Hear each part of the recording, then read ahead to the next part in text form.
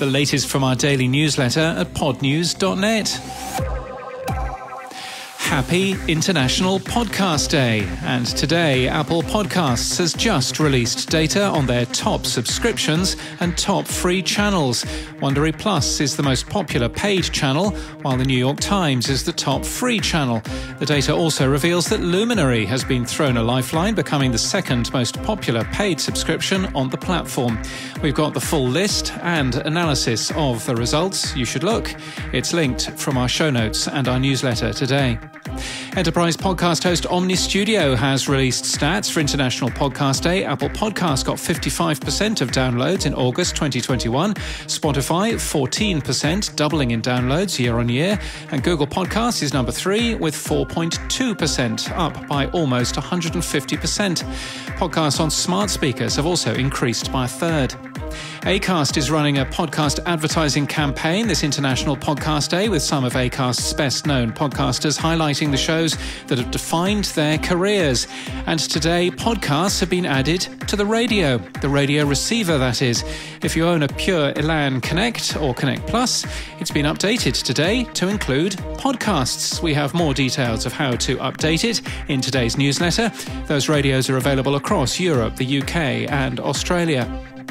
If you love Apple Podcasts, you can now rate and review inbuilt iOS apps like Apple Podcasts.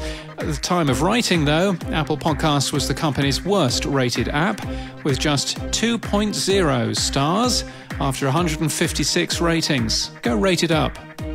Or down.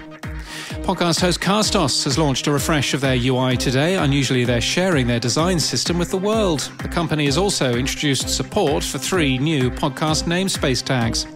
Podcast host Captivate has a live stream today at 12 Eastern with a huge new feature. We'll have details of that tomorrow. I'm an advisor. In India, podcast network HT Smartcast is celebrating its 2-year anniversary, having reached more than 50 million listens. The company produces podcasts in 6 different Indian languages.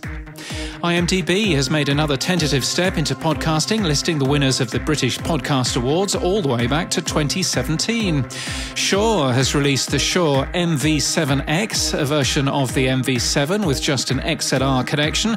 Andrew Scott says in a review that the XLR output sounds 10 times better than the XLR output on the original MV7. The company recently sponsored a category in the International Women's Podcast Awards.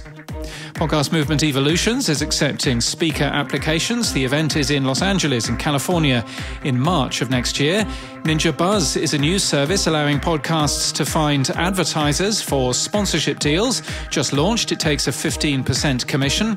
The FCC has fined Viacom, CBS and Pluto TV for violating closed captioning rules. Closed captions obligations have applied to online services since 2012, but this is the first enforcement action from the FCC. Captivate's new player has inbuilt transcripts, while podcast players like Podfriend have, if you open the player at the bottom, real-time closed captions, both made possible by the new podcast transcript tag. Audio ad exchange DAX has partnered with Breakbeat, a global hip-hop podcast network run by Kendrick Ashton. The company has also released a study claiming 64% of UK media agencies increased their ad spend in podcasts over the last year. And good luck to us and the other entrants for the People's Choice Podcast Awards. The winners will be announced tonight at 9 p.m. Eastern. And in podcast news, Australian journalist Jessica Rowe has removed an interview from her podcast, The Jess Rowe Big Talk Show, after social media backlash. The interview was with controversial Australian politician and all-round bad person, Pauline Hanson. Popular entertainment website TMZ has launched its podcast. The TMZ podcast is focusing on the Britney Spears court case right now. And Caso 63, a successful Spanish-language podcast from Spotify, is to return for a second season. The show has also been adapted in Brazil, India, and will make it into English later this year. And that's the latest from our newsletter. For all the links, we're at podnews.net.